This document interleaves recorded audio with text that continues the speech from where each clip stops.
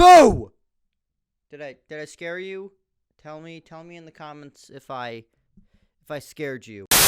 Relay my love and I. Horror has never been one of my strongs. I've been slowly acclimating myself to movies, shows, and haunted houses, but I still haven't seen a lot of horror stuff. But thanks to my girlfriend's recommendation, as well as my own feeble attempt at building my confidence, I finally sat down and watched Haunting of Hill House. But wait, this video's about Bly Manor, isn't it? Congratulations, you're correct. I don't know why I didn't do a review of Hill House. I guess I just kind of forgot, but it was great, and I would probably give it an A.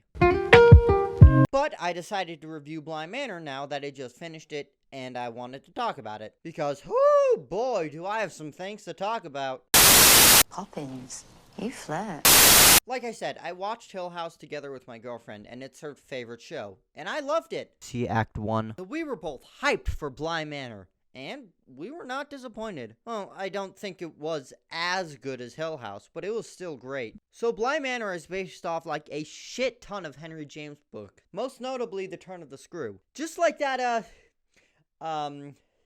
whatever the fuck that was. Now, Hill House was based on the novel by Shirley Jackson, but Bly Manor takes it to a whole nother level. Every episode is named and loosely based off of a different Henry James novel, and I feel so bad for that poor writer who had to read 10 plus boring gothic horror books from the 1800s.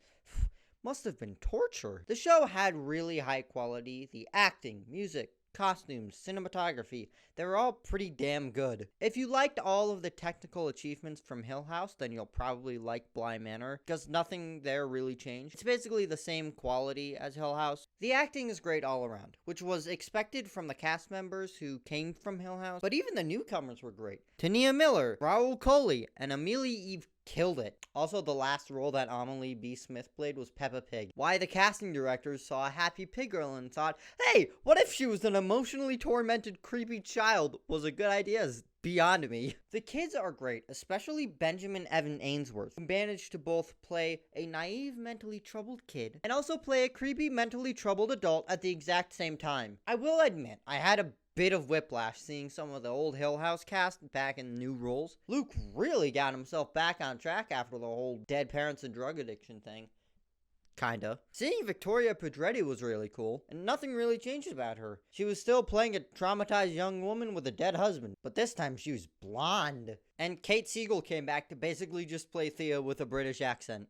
Ooh, speaking of British accents, they're not very good. Especially Henry Thomas, who sounded like he watched way too much Downton Abbey and thought, hey, I can pull that off, right? I mean, what's the worst that can happen? Spoiler alert, a lot. Okay, what else? Oh, the ending was great! With the same satisfying bittersweet payoff that you had with Hill House. And if this show can turn my girlfriend into a puddle of tears at the end, you know you've done something right, I think. The level of storytelling, reveals, and mysteries the show presents are as complex and interesting as the ones in Hill House, with each reveal being satisfying and interesting. I couldn't tell you how many aha moments I had in this show, where I actually opened my mouth and went, oh. Anyway, the show is pretty much just a British version of Haunting of Hill House, without the mentally tormented family. Well, so if you love that, then you'll probably love Bly Manor, except of all the shitty accents. Those hurt. And I know this is supposed to be horror, but it kind of turns into a dramatic love story by the end. And so if you're wondering why your horror show has more lesbian kisses in it than you were expecting, well, there's your answer. Now let's come up with a story. The Haunting of Bly Manor is another great piece of horror and another notch in Mike Flanagan's beautiful horror belt.